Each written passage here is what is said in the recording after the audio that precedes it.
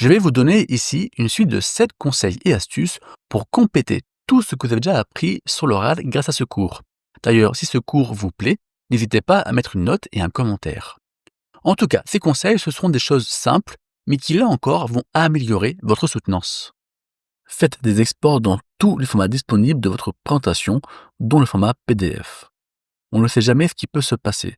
Qu'est-ce que vous faites si votre PC portable rend l'âme la veille du jury et que vous comptiez l'utiliser pour la soutenance? Histoire vraie, c'est déjà arrivé à un élève. C'est pour cela que vous devez faire en amont des exports de votre présentation et surtout vous devez les stocker dans plusieurs sources, car mieux vaut trop que pas assez. Mettez-les sur clé USB, envoyez-vous par email, mettez-les sur un service de stockage en ligne comme Google Drive par exemple ou autre. C'est vraiment important. Pourquoi avoir autant de sources de sauvegarde? Eh bien, on ne le sait jamais. Si vous avez juste une clé USB et que là aussi votre clé USB pète, ou qu'on vous l'a volée, ou alors que vous l'avez juste perdue, il faut bien s'assurer vos arrières et prévoir alors différentes sources. Pourquoi autant de formats? Imaginons que vous devez utiliser au dernier moment le PC fourni par votre centre de formation et non plus votre PC portable.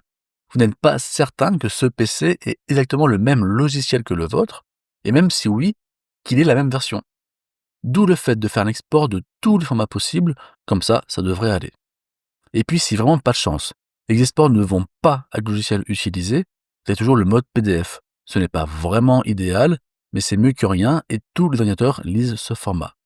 Bref, parano peut-être. Vous avez bien vu que dans ce métier, on traite tous les cas possibles en termes de sécurité. Ce serait trop bête de ne pas pouvoir passer votre soutenance à cause d'un couac la veille. Donc soyez prévoyants. Je l'ai beaucoup répété, mais il est vraiment important de gérer votre timing.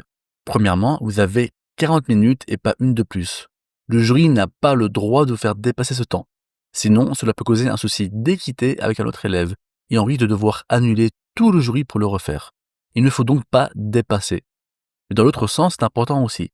Si vous êtes trop court, vous allez passer pour un élève qui non seulement n'a pas préparé donc travailler sa soutenance, mais qui en plus a sûrement peu travaillé tout court durant son année ou son stage.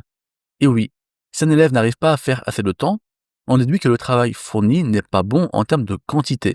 Et alors, on se pose des questions sur la capacité de l'élève à produire quelque chose.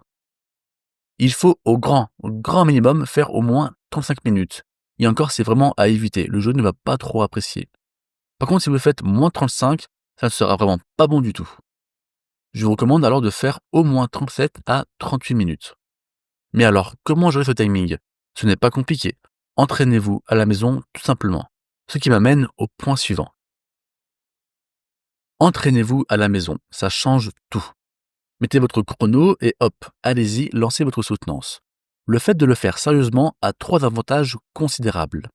Premier avantage, à force de vous entraîner, vous allez arriver à faire un bon timing, voire même carrément 40 minutes pile poil. Deuxième avantage, vous serez fluide à l'oral. Vous allez voir que la première fois que vous tenterez l'entraînement, vous allez buter sur vos mots, vous allez chercher quoi dire, etc.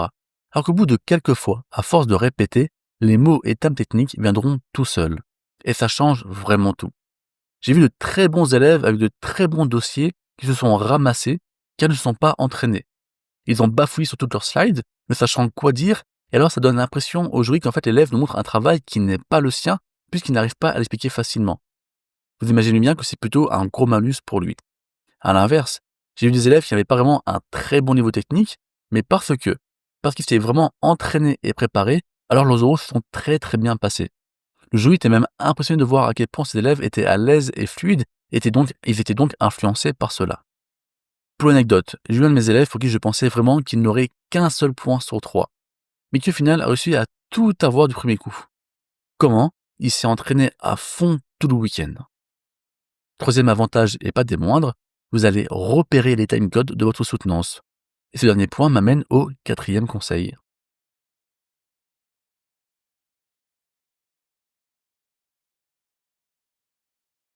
Donc on va parler ici des timecodes. Repérez les grands temps de votre soutenance lorsque vous entraînez. Par exemple, vous allez repérer que pour gérer votre timing, il faut que, idéalement, vous soyez à 10 minutes pour la slide numéro X, puis à 15 minutes pour la slide numéro Y, et enfin à 23 minutes pour la slide numéro Z. Le jour J, vous allez remettre votre chronomètre, et vous allez jouer sur ces grands repères de temps. Avec le stress, on peut soit parler trop vite, soit parler trop longuement à chaque slide. Et parce que vous avez repéré ces timings en amont, vous saurez vous adapter. Imaginons que je suis à la slide numéro 10 et qu'en théorie, à 15 minutes de temps, je suis supposé être à la slide numéro 13. Donc je suis en retard, je parle trop. Alors je sais que les prochaines slides, je vais accélérer un petit peu pour rattraper ce temps. À l'inverse, je remarque qu'au bout de 20 minutes, je suis déjà à la slide numéro 18, alors qu'en théorie, je dois être à la slide numéro 15. Je suis donc en avance de 3 slides, il seulement que je parle trop vite ou que je donne pas assez d'informations. Alors volontairement, je ralentis le rythme histoire de gagner un petit peu de temps. Si vous avez des timecodes toutes les 5 minutes, vous pouvez vous assurer très régulièrement, tout au long de l'oral, que vous êtes dans les temps.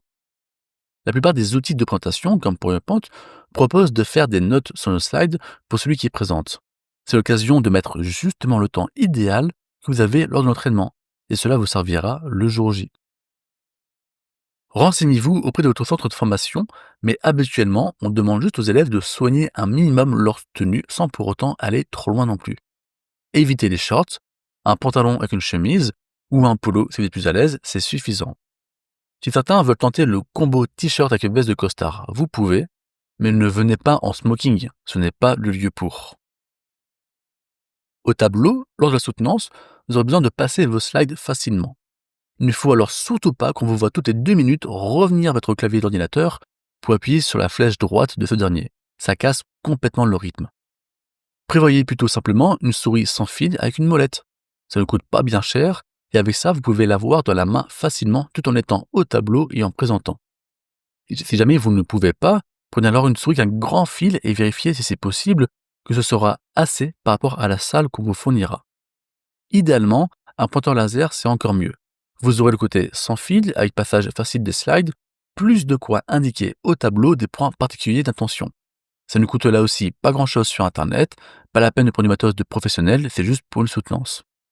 Mais si vous avez peur que ce soit trop pour vous, restez simple avec une souris sans fil, c'est largement suffisant. Tant que vous pouvez bouger facilement, c'est le principal. 7e conseil, prenez une bouteille d'eau. Et non, je ne vous fais pas une blague. C'est presque le conseil le plus important que je peux vous donner. Je vous l'ai déjà donné en introduction et je le refais ici. Vous allez parler 35 minutes, puis 40 minutes et encore 15 minutes. Ça fait beaucoup. Le tout dans des situations qui peuvent être assez stressantes. Alors prenez une bouteille d'eau. Pourquoi ? Premièrement, il faut que vous vous hydratez, sinon vous n'arriverez pas à parler et articuler facilement. Mais aussi, si le jury vous pose une question un peu difficile, vous pouvez alors prendre votre bouteille d'eau, vous l'ouvrez et vous buvez un petit peu d'eau durant quelques secondes. En fait, cela vous permet surtout de réfléchir à la question qu'ils vont vous poser, tout en gardant une certaine contenance. Et on gagne aussi un petit peu de temps. Bon, évidemment, si vous buvez une gorgée à chaque question, on est d'accord que ça va être compliqué. Mais de temps en temps, c'est tout à fait OK. En résumé, voici les 7 conseils. Faites des sports dans tous les sens et sauvegardez-les. Gérez votre timing, entraînez-vous, connaissez vos timecodes, ayez une tenue professionnelle, utilisez une souris sans fil ou un pointeur laser et prenez une bouteille d'eau.